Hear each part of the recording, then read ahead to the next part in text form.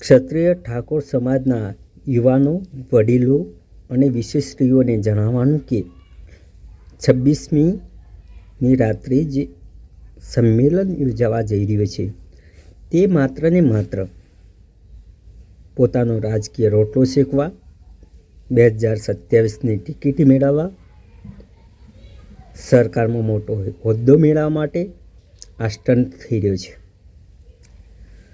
આટલા સમયથી આપણા ગુજરાતમાં ક્ષત્રિય ઠાકોર સમાજની વસ્તી કેટલી, સમાજની સમસ્યાઓ કેટલી, કોઈ નેતા જાણતા નથી. પરંતુ પોતાની ખુરશી ટકાવી રાખવા માટે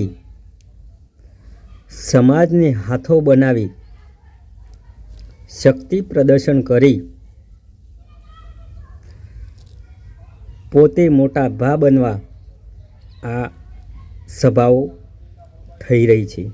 ત્યારે મારે એટલું જ કહેવાનું કે આપ સૌ એકત્રિત થઈ અને આવા સ્ટંટબાજ નેતાઓ અને આગેવાનોને હળધૂત કરી આપણો હક આપણે જાતે લેવાનો છે.